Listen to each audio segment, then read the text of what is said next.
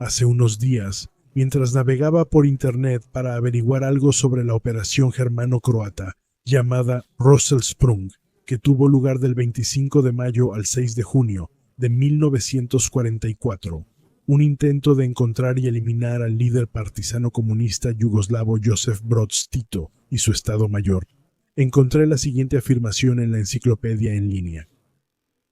El 15º cuerpo de montaña perdió en los combates en la zona de Sanski Most y Glamoch a 1.145 hombres, mientras que, a cambio, reportó 1.916 muertos confirmados y 419 fusiles capturados. Las pérdidas del batallón de paracaidistas SS-500 fueron de 576 muertos y 48 heridos, es decir, 624 de 874 soldados desplegados, lo que equivale al 71%. Ante estas cifras tan dramáticas del batallón 500, recordé una conversación que tuve hace unas décadas con un exsoldado de esa unidad. Él participó en la operación Rosselsprung como suboficial en la sección de comunicaciones y me dio cifras completamente diferentes. Así que me puse a buscar las llamadas fuentes primarias y tuve éxito, justo donde se encuentran los informes de combate originales, en el Archivo Federal Militar. Entre ellos estaba también el informe de experiencias, cuyo contenido me sorprendió bastante y que, supongo, también a usted le sorprenderá. Pero primero echemos un vistazo a la situación general de la guerra en ese momento. En 1941, después de la ocupación de los Balcanes por tropas italianas y alemanas, esta región se había convertido en un proveedor de recursos vitales para la guerra. Como se supo en los juicios de Nuremberg, los Balcanes suministraron el 50% del petróleo, el 100% del cromo, el 60% de la bauxita y el 21% del cobre. Para asegurar tanto esta fuente vital de recursos como las rutas de suministro para las tropas de ocupación en Grecia, la Wehrmacht había desplegado en Yugoslavia, además de numerosas unidades y formaciones independientes, unas 18 divisiones. Sin embargo, estas fuerzas nunca fueron suficientes para mantener siquiera medianamente bajo control esta región, profundamente dividida étnica y religiosamente, con sus grupos partisanos que competían entre sí. El resultado fue una política de ocupación extremadamente dura, tanto por parte de los italianos como de los alemanes, con las llamadas medidas de expiación, en las que, tras ataques a soldados de ocupación italianos o alemanes, se respondía con acciones de represalia en las que los habitantes de pueblos enteros resultaban víctimas, lo que a su vez llevó a que numerosos habitantes que en principio querían permanecer neutrales, tanto hombres como mujeres, se unieran a las brigadas partisanas. Al reconocer esta política de ocupación alemana completamente errónea, ya el 6 de junio de 1943, el comandante del 4º Regimiento Brandenburg, que estuvo temporalmente desplegado en Yugoslavia, escribió al comandante en jefe del Sudeste hasta el 26 de agosto de 1943, el coronel general Alexander Löhr, que el método utilizado hasta entonces de fusilar indiscriminadamente a todos los partisanos nunca podría conducir al éxito. Muchos partisanos lo fueron solo por la combinación de diversas circunstancias. Atrocidades de los ustachas, musulmanes o chetniks, necesidad y hambre, terror y coacción por parte de otros partisanos. Permanecen como partisanos porque las órdenes alemanas les han cerrado el camino de regreso. Han perdido su hogar y su familia, así que luchan hasta la muerte. Esta lucha, llevada a cabo sin piedad por ambos lados, contribuyó, entre otras cosas, a que en algunas zonas la moral de las tropas alemanas fuera tan baja que muchos soldados se ofrecieron voluntariamente para ir al frente oriental y luchar contra los partisanos, quienes después de sus ataques prácticamente podían volverse invisibles. Sin embargo, el mando alemán en los Balcanes decidió llevar a cabo una operación a gran escala para eliminar, según su opinión, al enemigo más peligroso, el mariscal Tito, cuyo nombre real era Josip Broz. El nombre de guerra Tito lo adoptó en 1934. Sin embargo, primero había que encontrarlo en esa región salvaje y escarpada. Después de que varias exploraciones, incluso realizadas por comandos de la división Brandeburgo, no dieran resultado, a partir de entonces, como era habitual en la última etapa de la Segunda Guerra Mundial, varios grupos de comandos alemanes operaron al mismo tiempo. Esto ocurrió por orden directa de Hitler, quien ya no confiaba en el servicio de contrainteligencia militar. El SS Sturmbannführer, equivalente a mayor, Otto Skorzeny, fue enviado, y al mismo tiempo, equipos de reconocimiento de la División Brandeburgo, que desde 1943 estaba bajo el mando del Estado Mayor de la Wehrmacht, también participaron. Sin embargo, en su conjunto, ya no tenían mucho en común con el antiguo regimiento de instrucción Brandeburgo Schweigverband 800, que antes se especializaba en operaciones de comando. Sin embargo, un equipo de radiogoniometría de la división logró dar la pista decisiva. Tito y su cuartel general se encuentran en Der Bar. Luego, el 6 de mayo de 1944, con la aprobación de Hitler, quien desde el 26 de agosto de 1943 era el comandante supremo en el sureste. El mariscal de campo Maximilian von Beix dio la orden de planear la Operación Tito. 2 semanas después, el 21 de mayo, el coronel general de origen austro-croata Lothar Rendulic, comandante del segundo ejército Panzer, que desde agosto de 1943 estaba en los Balcanes para combatir a los partisanos, dio la orden al 15º Cuerpo de Ejército de Montaña, dirigido por el teniente general Ernst von Leiser, para la operación que llevaba un nombre tomado del ajedrez: Salto del Caballo. Rendulic, cuya segunda Panzerarmee, por cierto, no contaba con ninguna división blindada, solo le dio al Estado Mayor del 15º Cuerpo de Ejército de Montaña 3 días para la planificación total, debido a que los partisanos escuchaban en todas partes. El plan preveía que fuertes unidades motorizadas del 15º Cuerpo de Montaña atacaran de manera concéntrica la región de Petrovac-Der Bar.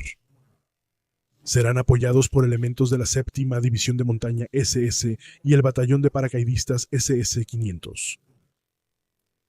Esto fue dirigido desde el 6 de noviembre de 1943 por el Hauptsturmführer, equivalente a capitán, Hans Ripka, de 27 años, nacido el 17 de junio de 1917 en Darmstadt, Hesse. Falleció el 19 de agosto de 1957 en Darmstadt. Además, el plan era que el batallón de paracaidistas 500 aterrizara al amanecer, tomara el centro de mando enemigo y lo neutralizara. Según el plan de operaciones, se ordenó que el batallón 500 estuviera listo en los siguientes puntos de partida hasta el 24 de mayo al mediodía. Grupo Ripka con el Estado Mayor, partes del segundo, tercer y primer pelotón de la 4ª compañía en Betschkerek, con un total de 314 hombres. La mayor parte de la 4ª compañía sin el primer pelotón de la primera compañía, así como 40 hombres de la sección Benesch, 6 hombres de inteligencia y el destacamento de comunicaciones aéreas, con un total de 320 hombres en Agram. Con la segunda oleada de paracaidistas, junto con el resto de la segunda compañía y la compañía de entrenamiento de paracaidistas, con aproximadamente 220 hombres en Banja Luka. Para la operación total sobre el objetivo Der Bar, Círculo Rojo, estaban previstos los destacamentos germano-croatas mostrados en azul, con una fuerza total de 12.000 hombres. Aquí los más importantes. Grupo de combate del Regimiento de Montaña, SS, voluntario número 13 de la 7ª División de Montaña, SS, Príncipe Eugen, bajo el mando del SS Brigadeführer y General Mayor de las Waffen, SS Otto Kumm. Esta división estaba compuesta en más del 90% por alemanes étnicos del Banato y Serbia, de Rumania, Croacia, Eslovaquia y Hungría, y en parte se distinguió por una forma de hacer la guerra que recordaba a las condiciones de la Guerra de los 30 años. Por eso, en 1947, un tribunal yugoslavo ejecutó en Yugoslavia, además de numerosos miembros de la 7ª División SS Príncipe Eugen, también a 2 de sus comandantes de división. El SS Brigadeführer y General Mayor de las Waffen, SS Karl Ritter von Oberkamp, originario de Múnich, y el SS Brigadeführer y General Mayor de las Waffen, SS August Schmidhuber, originario de Augsburgo. Otras unidades desplegadas para Rosselsprung. Grupo de combate Kühne, compuesto por el Batallón de Reconocimiento SS Reforzado 105 y el Batallón de Reconocimiento 369, croata. el batallón de asalto Panzergrenadier del segundo ejército Panzer, regimiento de granaderos, motorizado, reforzado. 92 al mando del coronel Werner von Hillebrandt, con el batallón de reconocimiento 54 subordinado, y el grupo de regimiento de la segunda brigada de cazadores croata. Segundo y tercer batallón del primer regimiento Brandenburg, bajo el mando del teniente coronel Wilhelm Walter, con la agrupación de combate croata subordinada. 2 comandos de cazadores del segundo batallón del cuarto regimiento Brandenburg, bajo el mando de los tenientes Wolfram Kirchner y el teniente Dowe. 10 soldados de la Abwehr bajo el mando del teniente Sabadell para asegurar documentos importantes, mapas y así sucesivamente. Grupo de control aéreo bajo el mando del capitán Ventrup, partes de la división de infantería número 264, estacionadas bajo el mando del general de infantería Martín Garais. Partes de la división de infantería croata número 369, bajo el mando del general de infantería Fritz Neidholt, quien después del final de la guerra fue entregado por los aliados a Yugoslavia, donde fue acusado de crímenes de guerra, condenado a muerte y ejecutado. Otras unidades para la operación Rosselsprung. Grupo de combate reforzado del regimiento de la división de infantería croata número 373, bajo el mando del teniente general Eduardo Altrian, incluyendo la segunda brigada de cazadores croata, el regimiento de cazadores, el destacamento de reconocimiento 373, el batallón antitanque 373, un batallón del regimiento de infantería 383 y el grupo de combate Wilhelm con el regimiento de infantería 384 y la segunda compañía del batallón blindado 202.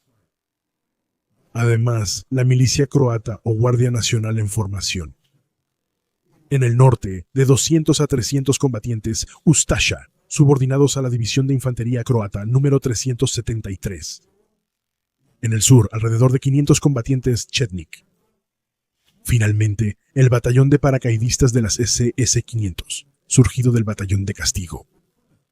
El batallón 500 fue reforzado por 2 compañías del primer regimiento aerotransportado y una compañía de entrenamiento de paracaidistas de las SS, así como la ya mencionada sección de Brandeburgo-Venich, con 40 hombres.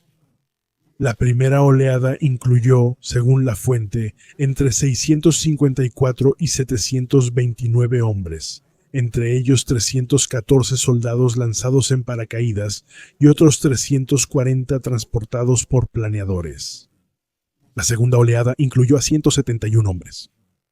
Al evaluar la situación enemiga, el servicio de inteligencia alemán en la zona de operaciones estimó una fuerza de alrededor de 12.000 partisanos, mientras que las fuentes yugoslavas calculan aproximadamente 16.000. A esto se sumaban numerosos combatientes de la Unión de la Juventud Comunista de Yugoslavia. En la zona de Drvar se encontraban 2 grandes unidades partisanas, la primera y la sexta división proletaria del primer cuerpo proletario, y a 5 kilómetros de distancia, en Kamenitsa, estaba la tercera brigada de la Liga de la Primera División Proletaria, con 3 batallones. Para la protección personal del cuartel general de Tito, había 2 compañías disponibles, incluyendo también guardaespaldas femeninas.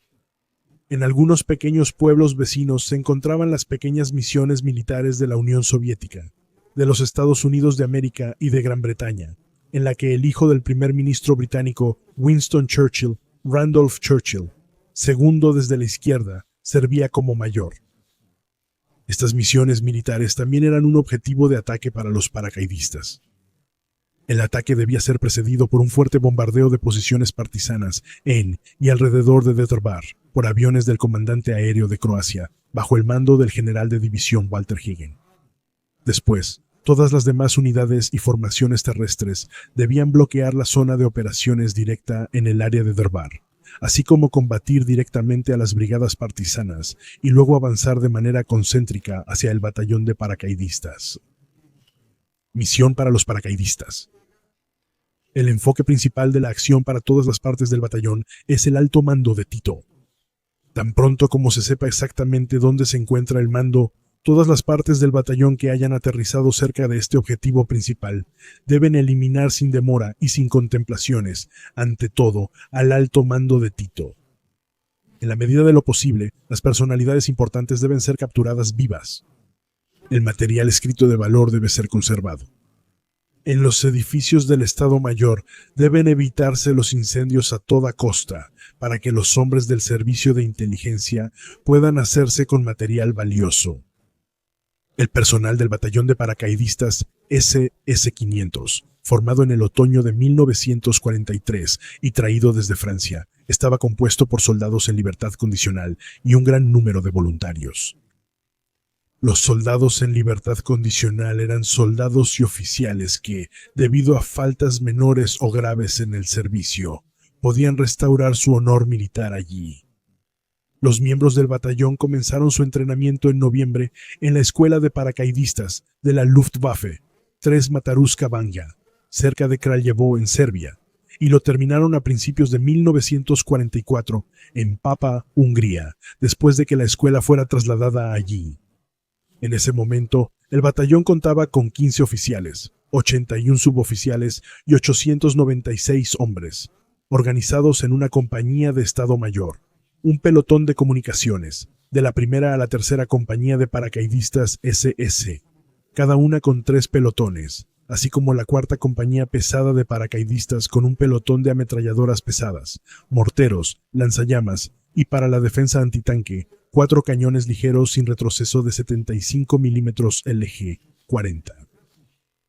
Después de su entrenamiento, los paracaidistas participaron en algunas operaciones menores contra los partisanos de Tito, hasta que a mediados de abril de 1944, ahora oficialmente designados como Batallón de Paracaidistas SS-500, esperaban su despliegue en la zona de Bečkerek, Zagreb y Banja Luka, y por razones de seguridad, solo fueron informados sobre la operación unas horas antes del inicio.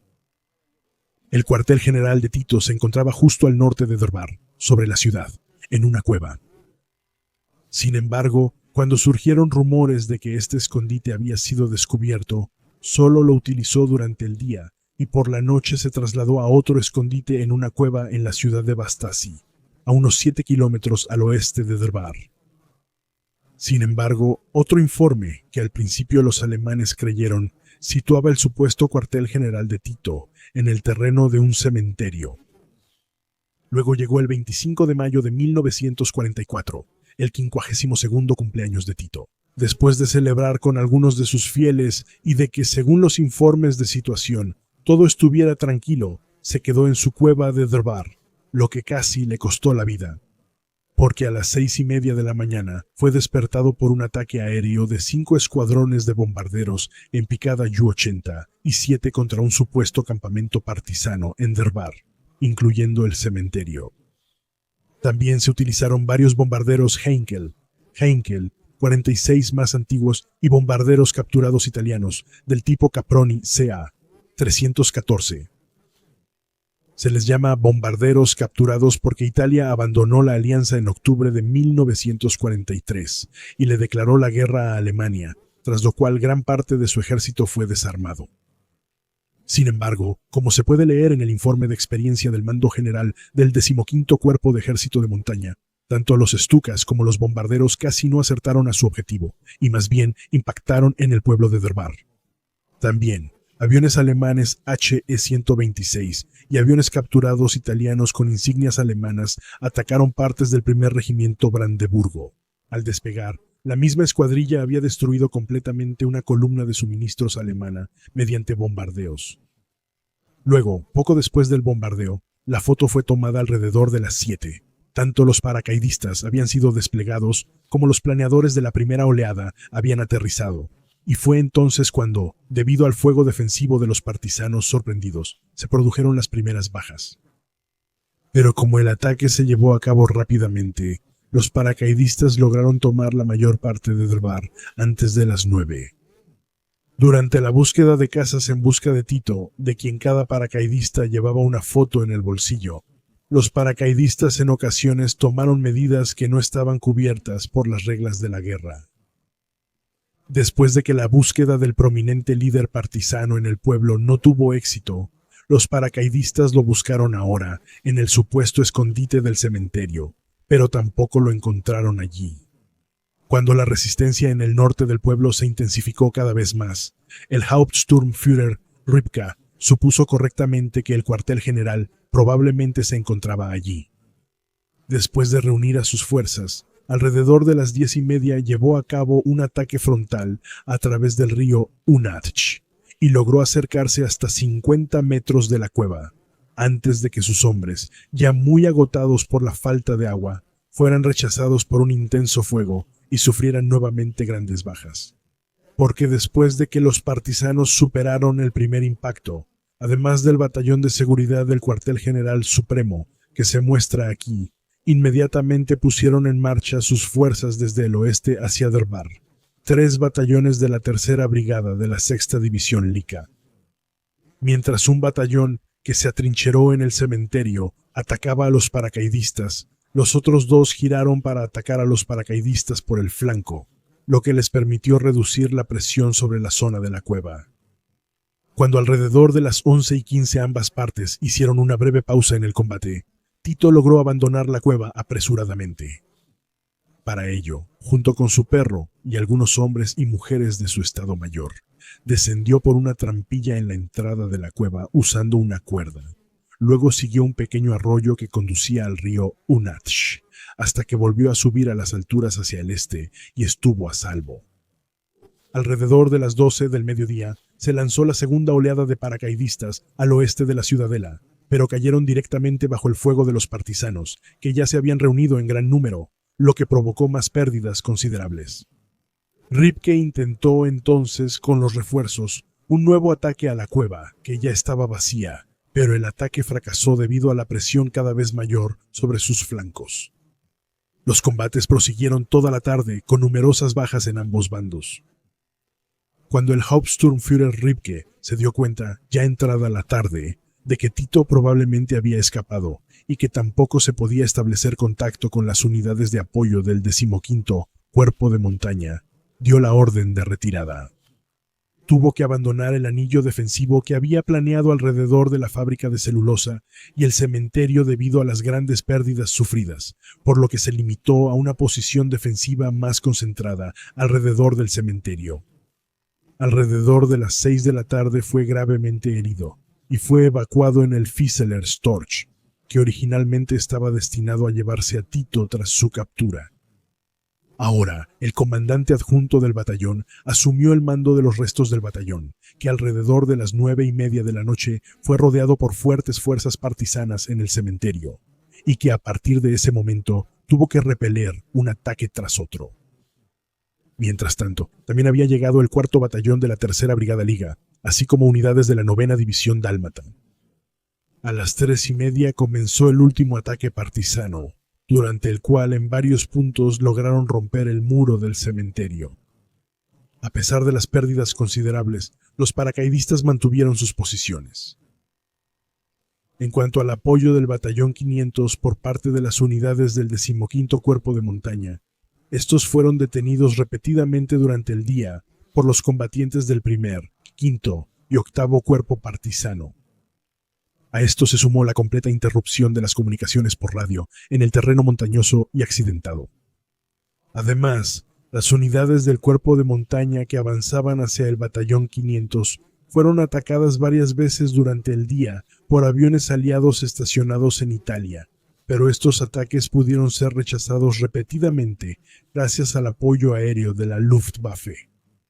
Después de que durante los combates nocturnos también cayera el comandante adjunto del batallón, el oficial paracaidista asignado al batallón por el 1er Regimiento de Paracaidistas, el capitán Bentrup, asumió ahora el mando, haciendo que los restos exhaustos del batallón tomaran posiciones defensivas detrás del muro del cementerio. Después de que las unidades partisanas de Tito, tras sufrir grandes pérdidas, tampoco lograran tomar las posiciones alemanas en el último ataque, y llegaran informes de que fuerzas motorizadas de avanzada del 15º Cuerpo de Montaña se acercaban de manera amenazante, los partisanos iniciaron la retirada. El propio Tito fue recogido el 3 de junio en Kupristal por un avión soviético del modelo estadounidense Dakota C-47, estacionado en una base de la Royal Air Force en Italia, el cual fue escoltado por 6 aviones estadounidenses y llevado a Bari, Italia. 3 días después, un destructor de la Royal Navy lo llevó a la isla de Fez, en la costa dálmata, donde estableció un nuevo cuartel general y primero presidió un desfile. Después de que los restos del batallón 500, ya casi incapaces de combatir, pasaron la noche del 25 al 26 de mayo en sus apresuradas posiciones defensivas sin ningún apoyo externo. Finalmente, a las 5 de la mañana, un ataque de cazabombarderos alemanes contra los partisanos en retirada les brindó algo de alivio. A las 7 de la mañana también se pudo establecer contacto por radio con partes del destacamento de reconocimiento de la sección de reconocimiento 373 de la División de Infantería Croata 373. Pero no fue sino hasta las 12:45 del mediodía que con el grupo de combate Wilhelm llegaron las primeras unidades de la División de Infantería Croata 373 y del Regimiento de Granaderos Motorizado 92, y liberaron al agotado batallón de paracaidistas, cuyos sobrevivientes estaban físicamente al límite. En cuanto a las razones de la falla parcial o total de las comunicaciones por radio, se puede leer en el informe de experiencia. A pesar del máximo esfuerzo de todo el personal de comunicaciones, que trabajó casi sin descanso, las conexiones no pudieron satisfacer en ningún momento las exigencias tácticas. El mando general considera que la causa principal es una organización demasiado complicada de la tecnología de radio, ya que la conexión con puestos originalmente no previstos solo fue posible después de entregar los documentos, lo cual tomó mucho tiempo. Saturación mediática constante, sin espacio para demandas adicionales.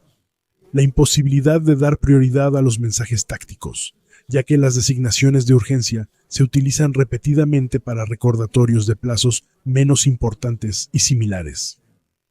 Así, ya fuera el 25 o el 26, una orden urgente para la séptima división SS solo pudo ser transmitida después de horas, porque constantemente tenían que recibir informes de emergencia de guerra de otras unidades, probablemente de su propio mando general.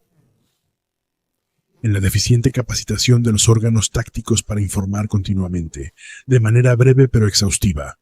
Una excepción notable durante toda la operación fue la séptima división de montaña de las SEZ.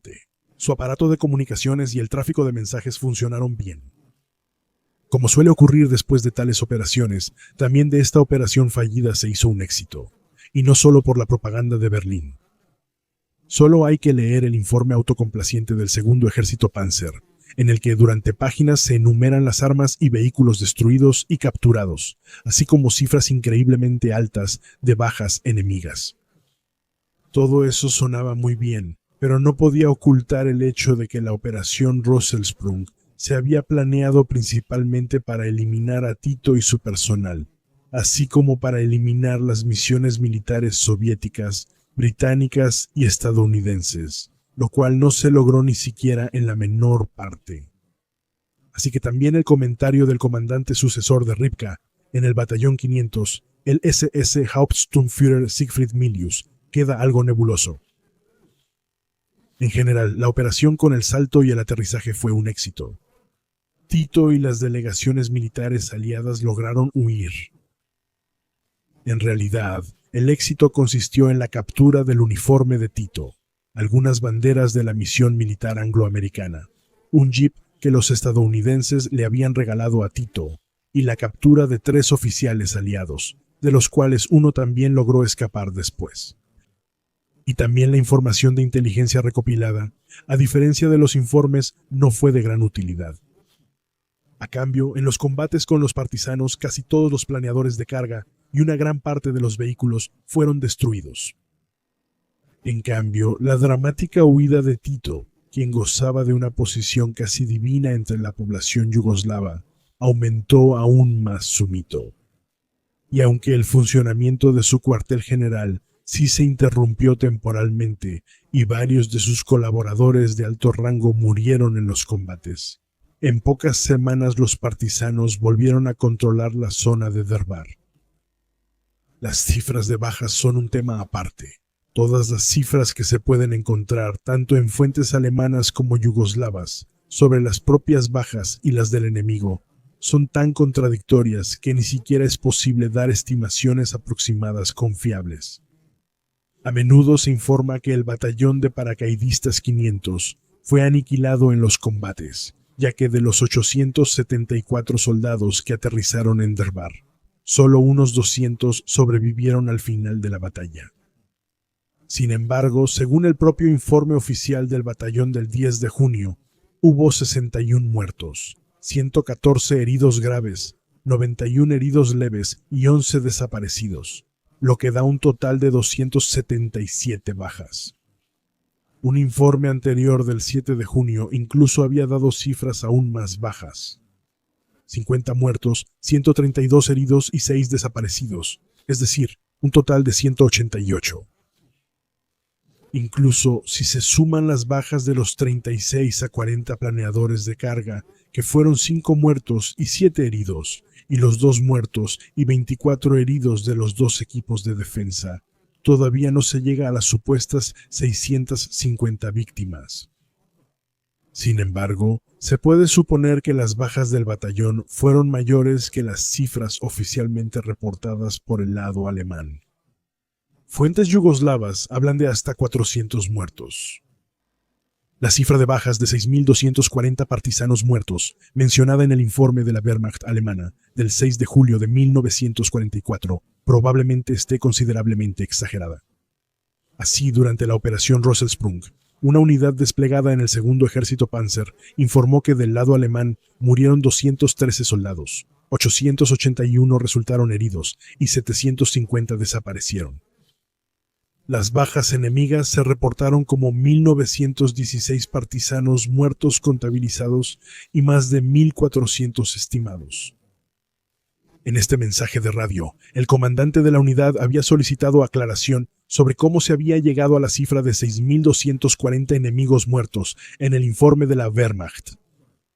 En cuanto al batallón de paracaidistas SS-500, la única unidad de paracaidistas de la SS, este fue reconstituido y renombrado como batallón de paracaidistas SS-600. Rosselsprung sería la única operación que utilizaría el salto en paracaídas.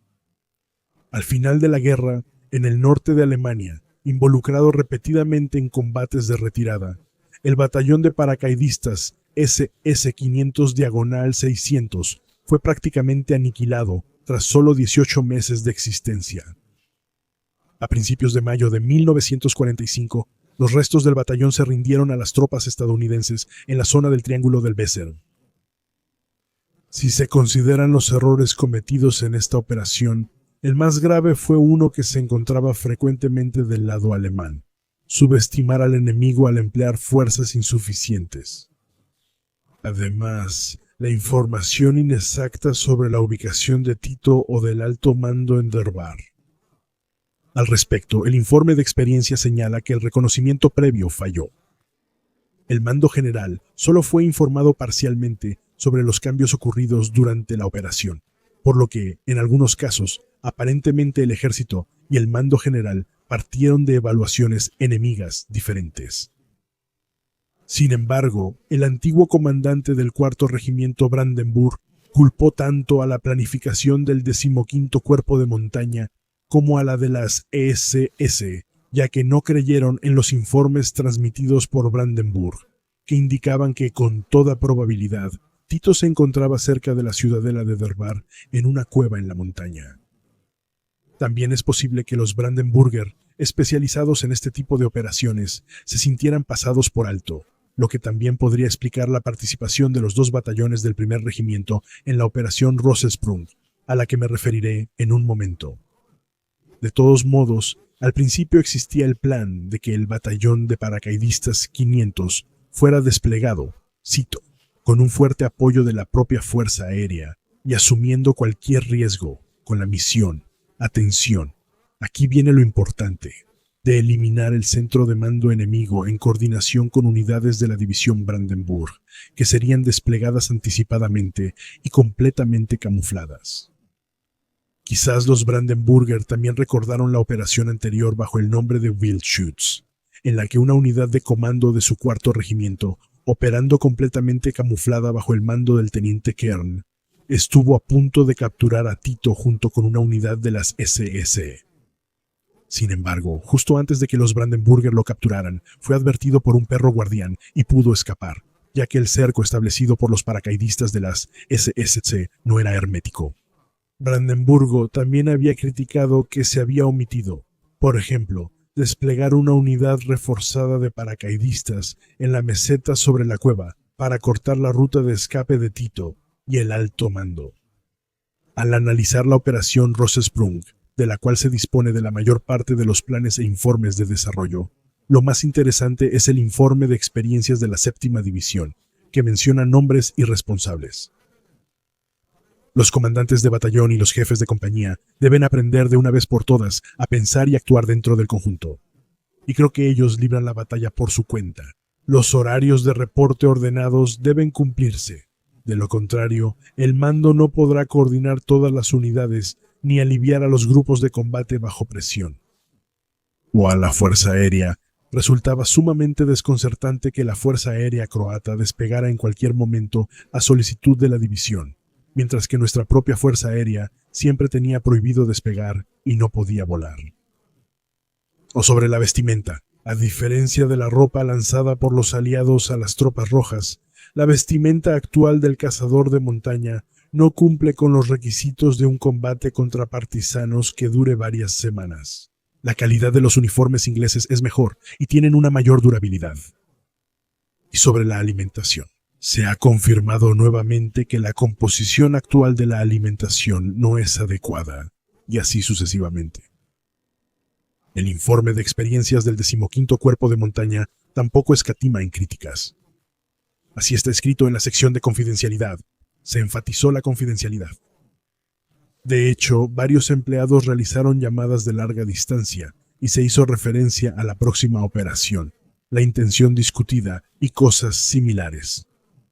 De hecho, incluso antes de que el mando general recibiera la primera información, ya circulaban rumores en Bihać sobre la próxima operación. El personal de tierra de la Fuerza Aérea dedujo, a partir de un bombardeo sobre Petrovac y Derbar, que se planeaba una operación dirigida hacia ese lugar. En Bihać, el 23 de mayo, circulaba el rumor de que ahora iban a capturar a Tito. El informe de experiencia también señala que posiblemente la Abwehr, al igual que la división Brandenburg u otras instancias, con esto podría referirse al SS Sturmbannführer, es decir, Mayor Otto Skorzeny, podrían haber recibido órdenes para investigar el escondite de Tito. Por otro lado, el excomandante de la división Prinz Eugen, Otto Kumm, escribió que días antes de la operación habló con Skorzeny, quien también tenía bajo su mando el batallón de paracaidistas 500. Pero él rechazó una participación personal en la operación, ya que según sus resultados de reconocimiento, el enemigo conocía todos los detalles de la operación. Esto también lo confirma el informe de experiencia, según el cual de un interrogatorio a una prisionera, se supo que en el Estado Mayor de Tito se conocía el día del ataque. El informe de experiencia del 15º Cuerpo de Ejército también trata sobre la evaluación del valor de combate de las grandes unidades empleadas en Rosselsprung. La División de Infantería Croata 373, con 40 muertos, 85 heridos y 22 desaparecidos. La experiencia hasta ahora ha confirmado que las tropas croatas, bajo un mando alemán estricto, cumplen plenamente en el ataque y en combates cortos. No les es posible resistir por mucho tiempo. Las tropas croatas requieren especialmente líderes alemanes competentes. El valor de combate de sus tropas depende de su ejemplo personal. Exceptuando un breve momento de debilidad, que se debió en gran parte a la falta de suministros adecuados y a la casi total pérdida de las comunicaciones, la división cumplió con las expectativas que se tenían en ella.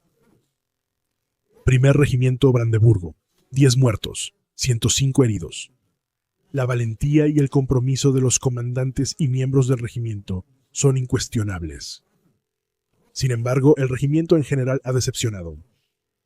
El comandante rechazó una misión especial, es decir, una operación encubierta de uso especial, ya que no contaba con suficientes intérpretes de combate.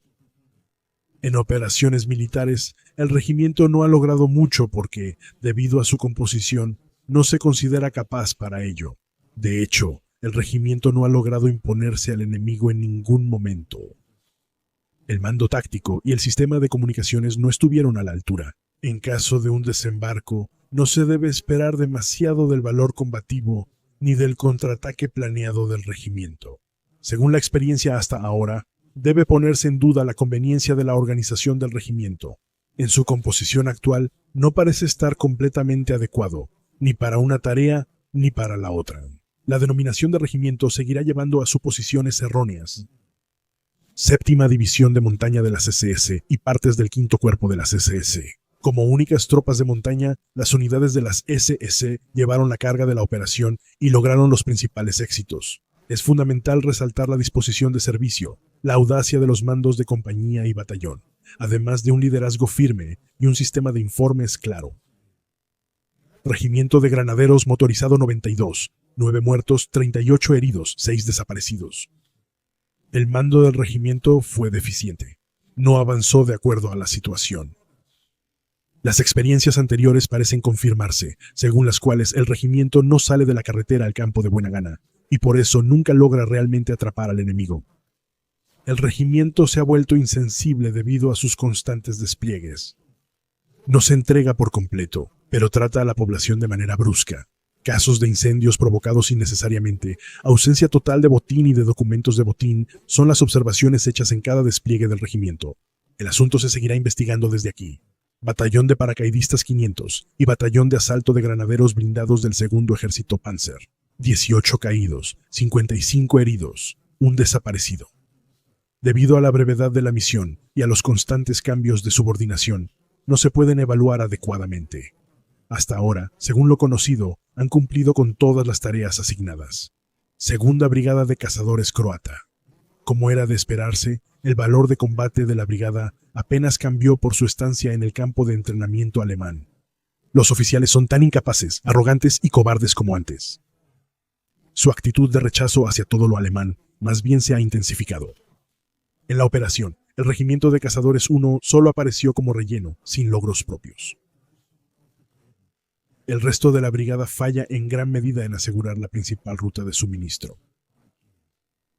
Si se consideran todas las omisiones y errores en la planificación de Rosselsprung, las relaciones de mando poco claras, la falta de reconocimiento y comunicación por radio, el despliegue de fuerzas insuficiente, la competencia entre las SS y los Brandenburgers y los aliados croatas poco confiables, también se puede considerar esta fallida operación de paracaidistas alemana como una misión suicida, en la que, además de un gran número de partisanos y civiles, en su mayoría inocentes, también murieron muchos jóvenes paracaidistas alemanes, sin que se lograra el éxito previsto.